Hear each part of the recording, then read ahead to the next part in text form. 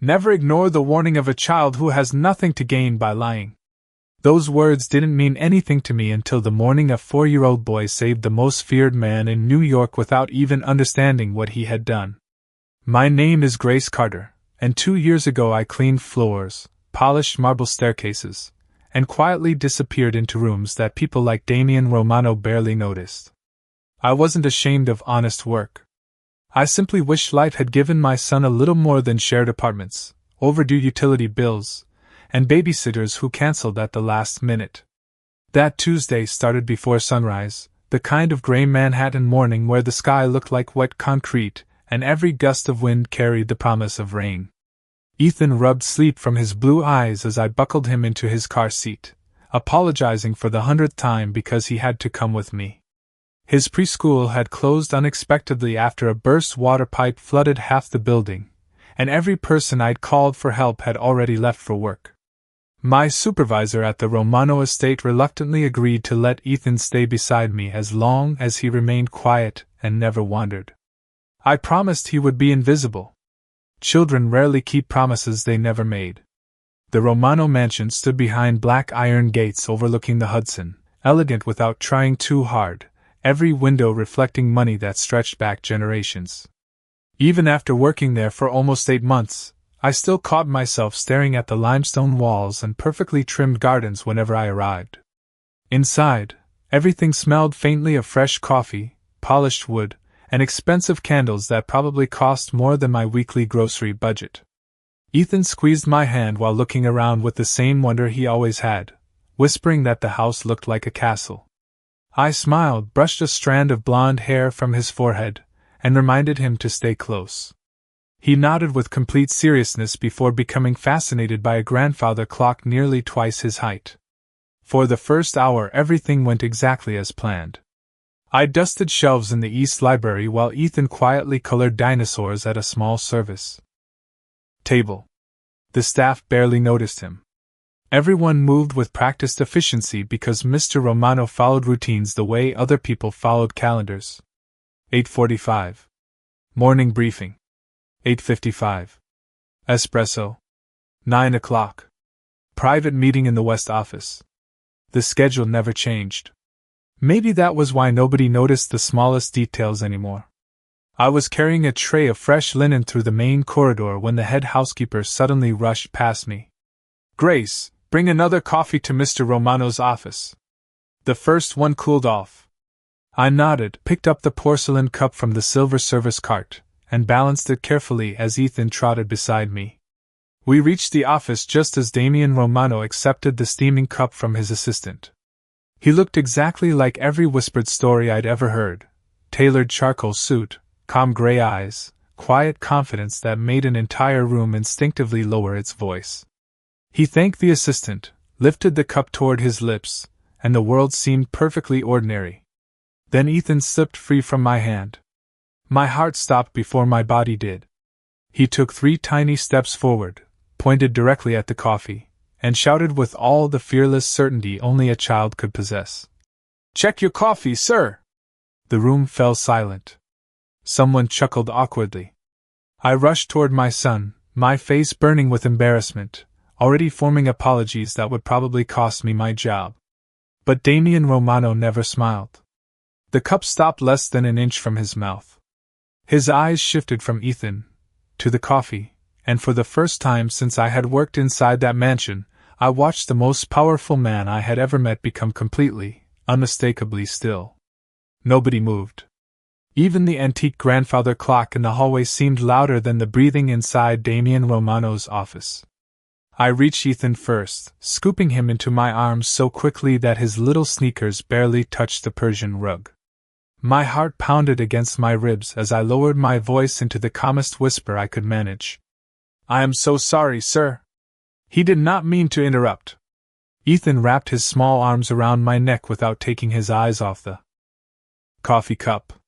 His expression had changed. The curiosity from only seconds earlier had disappeared, replaced by the same quiet seriousness I had seen only a handful of times in his short life. Damian still held the porcelain cup in midair. His gray eyes rested on Ethan for another long second before he slowly placed the cup back onto the mahogany desk. Nobody questioned the decision.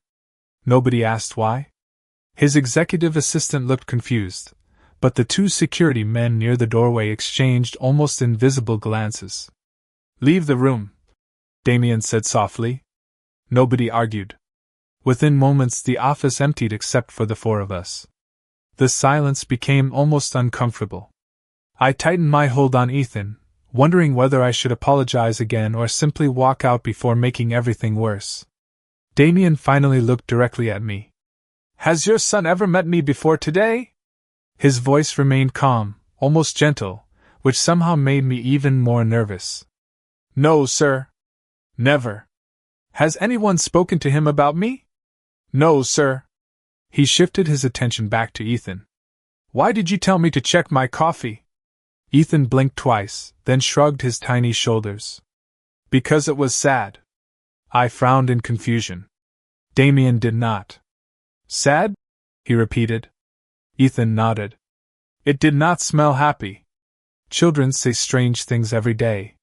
Parents learn not to question every impossible sentence because imagination is part of growing up. But something about the way Damien listened made the room feel different. He was not hearing childish nonsense. He was examining every word as though each one carried weight. He reached toward the cup but stopped before touching it. Instead, he pressed a small button beneath his desk. Less than 10 seconds later, a man wearing a dark navy suit entered. His movements were precise, almost military. "Replace today's meeting schedule," Damien said. "Nobody enters this office. Have the coffee examined immediately." The man simply nodded, lifted the untouched cup with a clean white cloth instead of his bare hands, and walked away without asking a single question. My stomach tightened. Coffee examined? Surely this had to be some misunderstanding. Damien stood and walked toward the enormous windows overlooking the river. The morning sunlight reflected across the water, but his expression remained unreadable. Without turning around, he asked another question. "How long have you worked here, Miss Carter?" "Almost 8 months, sir." "Have you ever broken my trust?" "No, sir." "I do not believe you have." That answer surprised me more than anything else. Before I could respond, his phone vibrated on the desk. He glanced at the screen, answered immediately, and listened without speaking. Every second that passed made the air feel heavier. His jaw tightened ever so slightly. Finally he ended the call and slowly looked back at Ethan. "The laboratory found something in the coffee that should not have been there." My pulse seemed to disappear altogether. I could not even breathe. Damien's eyes never left my son as he quietly said the words that changed everything again.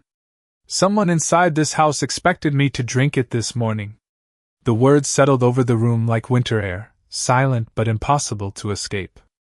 I instinctively pulled Ethan closer until his cheek rested against my shoulder. My first thought was not about the coffee or the laboratory or even the powerful man standing a few feet away. My first thought was that someone would somehow believe my little boy had been involved. I swallowed hard before finding my voice. "Sir, I promise you, we do not know anything about this." Damien studied me with the same careful expression he had worn since Ethan spoke. It was unsettling because there was no anger in his face. There was only calculation. "I believe you believe that," he answered quietly. The sentence offered little comfort. Within minutes the mansion transformed into something I had never seen before.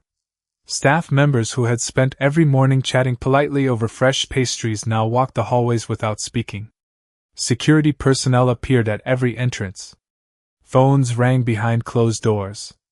Even the gardeners outside seemed to disappear as black vehicles rolled silently through the front gates. The enormous estate no longer felt like a home. It felt like a fortress sealing itself shut. A woman from the household office approached me with an apologetic smile that never reached her eyes. "Miss Carter, Mr. Romano has asked that you and Ethan remain here until the internal review is complete." I stared at her. "Remain here? It is only temporary." My heart sank. Temporary could mean hours. It could also mean days. Ethan tugged gently on my sleeve. Mommy, are we in trouble? I forced myself to smile despite the knot tightening in my chest. No, sweetheart. We are just waiting. He accepted the answer more easily than I did. Children often believe whatever safety exists in their parents' voices, even when that safety is borrowed. An hour later we were escorted to a comfortable sitting room overlooking the gardens.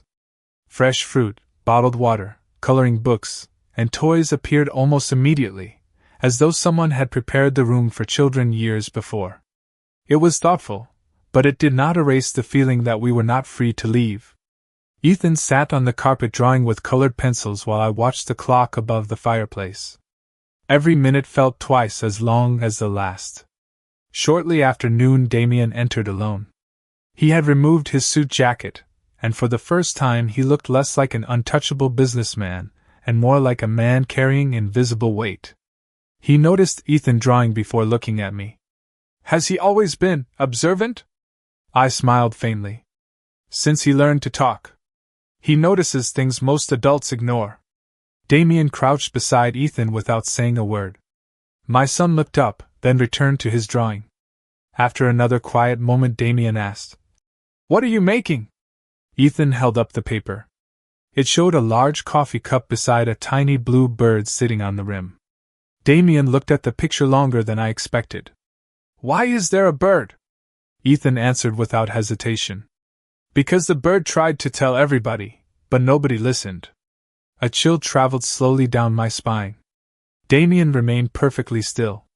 Who told you that? Ethan looked genuinely confused. Nobody. He tapped the drawing with his small finger. The bird did. Damien rose to his feet and glanced toward the windows. His expression had changed again, not with fear but with realization. He walked to the door, paused with one hand on the handle, then spoke without facing me. Miss Carter, someone inside this house has been watching my routines for a very long time. He turned back slowly, his gray eyes meeting mine. And I no longer believe your son interrupted a plan today. I believe he accidentally stepped directly into the middle of one. The afternoon stretched across the Romano estate with the strange stillness that follows unanswered questions. Outside the tall windows, the gardens looked peaceful beneath the soft summer sunlight, but inside every hallway carried quiet footsteps and lowered voices. Nobody laughed anymore. Nobody lingered over conversations. It felt as though the entire house was holding its breath. Ethan eventually wandered toward the window seat with his coloring book balanced on his knees while I stood nearby pretending to admire the roses outside. In reality, I was counting every passing minute and wondering whether I would still have a job by sunset. I had worked too hard to build a stable life for my son, and now one impossible morning threatened to erase everything. A gentle knock interrupted my thoughts. Damien stepped inside again, this time carrying a slim tablet instead of paperwork. His expression remained controlled, but I noticed the faint exhaustion around his eyes. May I borrow a few minutes of your time? He asked. I nodded immediately. He placed the tablet on the coffee table between us. Security footage filled the screen. The recording showed the service kitchen from earlier that morning. Staff members moved naturally from station to station, preparing breakfast exactly as they always did. At first I saw nothing unusual. Then Damien slowed the recording. One house steward entered carrying the coffee tray. Another employee crossed behind him.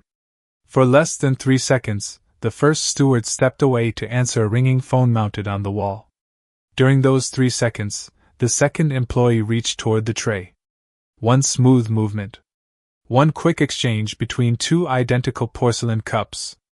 Then everything continued as though nothing had happened. I stared at the screen without blinking. I never noticed that, I whispered. Neither did anyone else, Damien replied. Until we examined every camera frame by frame. My stomach tightened. Who was he? Damien tapped the screen. A photograph appeared beside the paused video. His name is Victor Hale. He has worked here for nearly 6 years. Where is he now? Damien remained silent for a moment before answering. He resigned by electronic message 32 minutes after the coffee was removed from my office. His phone has been turned off ever since. The realization settled heavily between us. Whoever Victor truly was, he had disappeared before anyone understood what had happened. Ethan quietly climbed onto the sofa beside me and looked at the paused image. He tilted his head, studying the screen with surprising concentration. Then he pointed toward the corner of the video instead of the man everyone else had been watching. "That lady looks scared," he said. Damien leaned closer. "Which lady?" Ethan touched the image of a kitchen assistant barely visible in the background. She stood frozen beside the refrigerator, her eyes fixed on the coffee tray before quickly looking away. Most adults would never have noticed her. I certainly had not.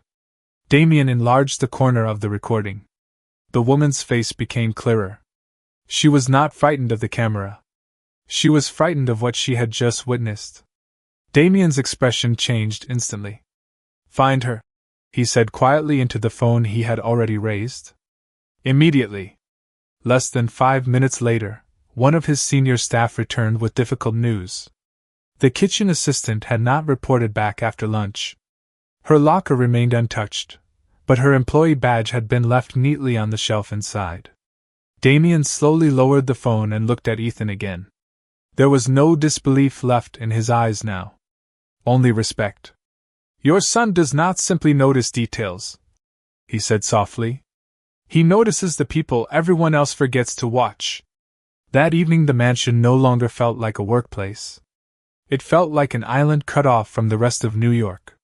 Heavy clouds drifted across the skyline, turning the windows into mirrors that reflected worried faces instead of city lights. I stood beside the guest room doorway with my overnight bag resting against my leg, still hoping someone would tell us we were finally free to leave. Instead, another member of the household quietly delivered fresh clothes in Ethan's size and a small stuffed bear that looked brand new. The kindness only made the situation more surreal. Nobody explained how long we would remain there. Nobody needed to. Deep down I already understood that our lives had changed the moment Ethan spoke. Damien found us shortly after sunset. He had changed into a navy sweater and dark slacks, looking less like the powerful businessman whose name appeared in newspapers and more like someone carrying responsibilities too heavy to set down. He stopped a respectful distance away before speaking. "Miss Carter, I owe you an apology." I blinked in surprise. "Sir?" "When this began, I considered every possibility. That included the possibility that you might have known more than you admitted." I nodded slowly. "I understand. I no longer believe that." Those simple words released a weight I had been carrying all day. Before I could thank him, his expression grew serious again. "Unfortunately, that creates a different problem." I felt the knot return to my stomach. "What kind of problem?" He folded his hands behind his back and glanced toward the hallway where 2 security officers stood several yards away. "The people responsible now know that your son interrupted something they spent weeks planning. They also know both of your faces." My breath caught. "We are just ordinary people." "Exactly," he answered quietly. "Ordinary people are rarely prepared for extraordinary situations." Ethan wandered over holding his stuffed bear upside down. "Mommy, are we going home tomorrow?" I looked at Damien, hoping he would give me an answer I wanted to hear. Instead, he crouched until he was at eye level with my son. "Not tonight, buddy." Ethan tilted his head. "Because of the scared lady?" Damien looked genuinely surprised that Ethan still remembered the woman from the security footage. "Yes," he admitted. "Because of the scared lady." Ethan hugged the bear tightly. Before asking the question that made the room fall silent again. "Will somebody make Mommy scared too?" I felt tears threaten for the first time that day. Damien answered before I could. His voice was calm, steady, and completely certain. "No." Ethan accepted the answer with the unquestioning trust only children possess, and wandered back toward the window to watch raindrops slide down the glass. Damien remained where he was for another moment before standing again. "There is a private guest wing on the 2nd floor. You and Ethan will stay there until I know this is over." I instinctively shook my head. I cannot ask you to do that. You are not asking. His tone remained gentle, but there was no room for argument. Someone already tried to use my routine against me. I will not allow innocent people to pay the price for being in the wrong place at the wrong time. For the first time since arriving at the estate that morning, I saw something beyond authority in his eyes. I saw responsibility. Not because he had to protect us, but because he believed it was the right thing to do. As thunder rolled softly beyond the windows, I realized the man the city feared most had just become the only person standing between my little family and a danger we still could not fully understand. Sleep never really came that night. Every unfamiliar sound echoed through the guest wing, from the distant hum of the heating system to the soft footsteps of security changing shifts outside the hallway. I lay awake staring at the ceiling while Ethan slept peacefully beside me, one tiny hand still wrapped around the stuffed bear Damien had quietly arranged for him. Children have an extraordinary gift. They can borrow safety from the adults around them even when those adults are barely holding themselves together. I wished I still possessed that gift. Morning arrived with pale sunlight spilling across the hardwood floors and the comforting smell of fresh cinnamon rolls drifting upstairs from the kitchen. For a brief moment everything almost felt normal. Ethan laughed while trying to button his own little blue sweater, proudly insisting he was old enough to do it himself. His laughter filled the room with something the mansion had been missing since yesterday. Hope. After breakfast, Damien suggested we spend an hour in the private courtyard where the walls and gardens offered complete privacy. Several security officers remained nearby, but they stayed far enough away that Ethan could chase butterflies without feeling watched. I sat on a stone bench beneath a flowering dogwood tree, grateful for the first peaceful moment in nearly 24 hours. Damien joined me carrying 2 cups of coffee. He paused before handing one to me and smiled very slightly. I had someone else prepare these. It was the first hint of humor I had seen from him. I accepted the cup, surprised to find myself smiling back. I appreciate the honesty. For several quiet minutes we simply watched Ethan run through the grass, laughing whenever a butterfly escaped his tiny hands. He reminds people what ordinary life looks like, Damien said softly. Most of us forget. Before I could answer, one of the security officers touched the earpiece hidden beneath his collar. His relaxed posture changed instantly. He walked toward Damien with controlled urgency and spoke quietly enough that I could not hear the words. Damien's expression hardened. He turned toward me without wasting a second. Grace, I need you to take Ethan inside. My pulse immediately quickened. What happened? Please. His voice remained calm, but the urgency beneath it was unmistakable. I stood, called Ethan over, and reached for his hand. We had barely taken a few steps toward the glass doors when Ethan suddenly stopped walking. He stared across the courtyard toward a white delivery van parked beyond the service entrance. Mommy? He whispered. Do not go that way. I looked where he was pointing. The van appeared perfectly ordinary. One of the groundskeepers was already approaching it with a clipboard. I almost told Ethan everything was fine. Almost.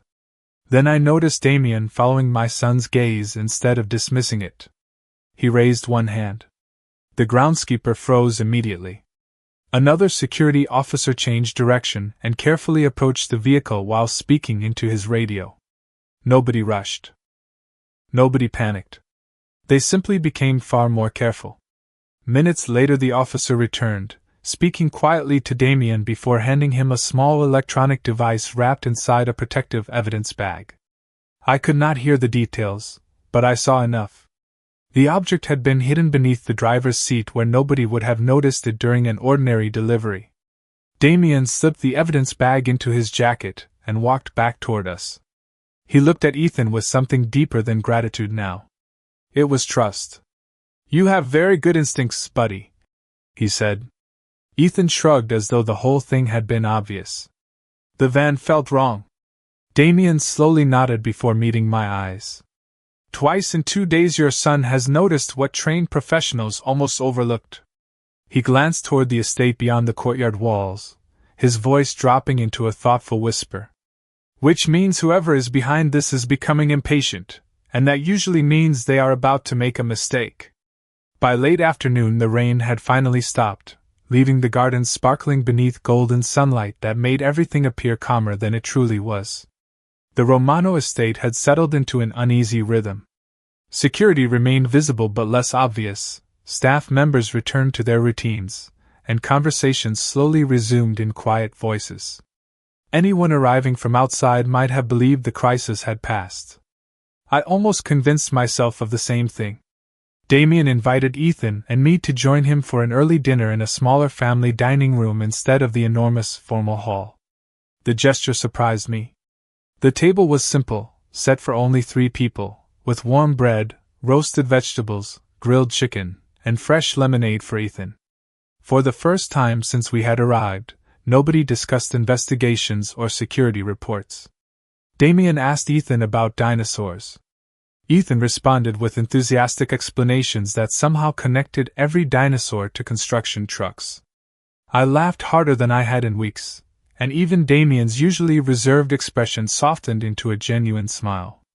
It struck me then that Power had hidden something important about him. Beneath the reputation, an endless responsibility was simply a man who had forgotten what peaceful conversations sounded like. Dinner ended just before sunset. Ethan insisted on helping clear the table despite barely reaching the edge of the countertop. One of the household employees thanked him warmly and carried the dishes away. As we stepped into the main hallway, several members of Damien's security team quietly gathered nearby to discuss the evening schedule. Ethan stood beside me holding my hand until his cheerful expression slowly disappeared. His eyes settled on one particular bodyguard standing near the grand staircase. The man looked no different from the others. Dark suit, earpiece, professional posture. Completely ordinary. Ethan squeezed my fingers. "Mommy!" I looked down. "What is it?" He did not answer me. Instead, he looked directly at Damien. "That man is pretending." The hallway became silent. Damien followed Ethan's gaze without reacting outwardly. "Which man?" he asked evenly. Ethan pointed without hesitation. "The tall one." Every adult instinct inside me wanted to stop him, to lower his little hand before embarrassment filled the room again. But I remembered the coffee. I remembered the security footage. I remembered the delivery van. Damien did not interrupt. He simply nodded once. "Thank you, buddy." Nothing else changed. The bodyguard continued speaking with his colleagues, completely unaware that a 4-year-old had just singled him out. Damien casually asked another guard to bring him a folder from his office. The request sounded ordinary enough that nobody questioned it. Less than 5 minutes later, the same guard quietly returned, whispered something into Damien's ear, and handed him a tablet. Damien looked at the screen for several long seconds before lifting his eyes toward the staircase again. His expression remained calm, but I noticed the smallest change in his breathing. He handed the tablet to me. Displayed on the screen was the personnel file of the bodyguard Ethan had pointed to. The employment records showed he had joined the security team only 6 months earlier after arriving with exceptional recommendations. Another page revealed something far more troubling. Every background document supporting his identity had been verified through the same private agency connected to Victor Hale's hiring years before. The connection had gone unnoticed until now because nobody had ever searched for it. Damien quietly locked the tablet and slipped it beneath his arm. "Sometimes," he said almost to himself, "the strongest walls are built by the people invited inside." Then he looked at Ethan with quiet admiration before adding, "Your little friend has just shown me where to stop looking for strangers and start looking much closer to home." The next morning arrived with unexpected quiet. Sunlight poured through the tall windows, washing the marble floors in soft gold, and for the first time since Ethan's warning, the Romano estate no longer felt tense. It felt focused. Nobody rushed through the hallways. Nobody whispered behind closed doors. Every movement carried purpose. I realized that Damien had already made his decision. Whatever came next would happen without fear or chaos. Ethan sat beside me in the breakfast room building tiny towers from sugar packets while I stirred my coffee without drinking it. Old habits are difficult to break. Damien entered a few minutes later looking rested despite the long nights we had all endured. He greeted Ethan first, asking whether the tower needed another floor. Ethan grinned and handed him a packet. Watching the two of them together no longer felt strange. Somehow the most powerful man I had ever met had become the only adult outside our family whom my son trusted completely. A member of the security team quietly approached Damien and handed him a sealed envelope. Damien read the contents, folded the paper once, and simply nodded. There was no celebration. No visible relief. Only calm acceptance. He turned toward me. It is finished. I searched his face for more explanation. What happened? He chose his words carefully. The people responsible have been identified. They will not be returning here. That was all he said. I appreciated it more than if he had offered 100 details. Some stories did not need to be told, especially with a 4-year-old listening nearby. Later that afternoon, the household slowly returned to normal. Staff members smiled again. Fresh flowers appeared throughout the mansion. Someone played soft piano music in the east sitting room. The weight hanging over the estate had finally lifted. Before leaving, I packed our small bags while Ethan searched everywhere for the stuffed bear he refused to travel without. Damien met us in the front foyer where sunlight streamed through the enormous glass doors. Your position here will always be available if you wish to return, he told me. I blinked in surprise. After everything that happened? Especially after everything that happened. His answer came without hesitation. Good people are difficult to find. I thanked him quietly, still unsure how to express gratitude for everything he had done. Protecting us had never been part of his responsibility, yet he had never once treated us as an inconvenience. Ethan ran toward us clutching the little bear beneath one arm. Before I could stop him, he wrapped both arms around Damien's waist in a quick goodbye hug. For a split second the entire foyer froze. Then Damien slowly placed one hand on Ethan's shoulder with remarkable gentleness. Take care of your mommy, he said softly. Ethan looked up with complete seriousness. Only if you take care of yourself too. Damien laughed under his breath, the sound genuine and unguarded. That sounds like a fair deal. As we walked toward my old sedan waiting beyond the front steps, Ethan suddenly looked back one last time. Damien was still standing exactly where we had left him. Mommy, Ethan whispered, tugging lightly on my sleeve. He is not lonely anymore. I followed my son's gaze. Damien remained alone on the front steps, yet somehow he did not look alone at all. For the first time since I had met him, there was peace in his expression instead of constant vigilance. I realized then that Ethan had not only helped save a man's life. In the quiet, honest way only a child could, he had reminded that man there were still people worth trusting, still ordinary moments worth protecting, and sometimes the greatest act of courage begins with listening to the smallest voice in the room. 3 months passed before I saw Damien Romano again. Life slowly returned to something that resembled normal. I went back to work, although not at the estate every day, and Ethan returned to preschool where his biggest concerns became finger paint, story time, and whether dinosaurs could fit inside school buses. Sometimes I caught myself wondering if those unbelievable 48 hours had actually happened. Then I would notice the small silver keycard Damien had given me for emergencies tucked safely inside my purse, and reality would quietly return. One crisp Saturday morning in October, Ethan and I stopped at a neighborhood charity fair held in a public park overlooking the Hudson River. Families filled the walking paths with strollers, balloons drifted above food stands, and local musicians played cheerful songs beneath colorful tents. It felt wonderfully ordinary.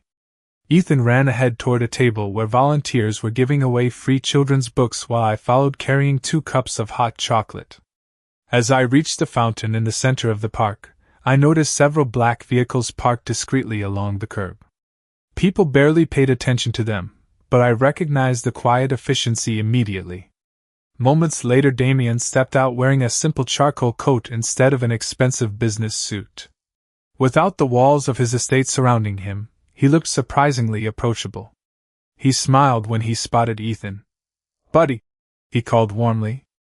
Ethan spun around, let out an excited laugh, and ran straight toward him without the slightest hesitation.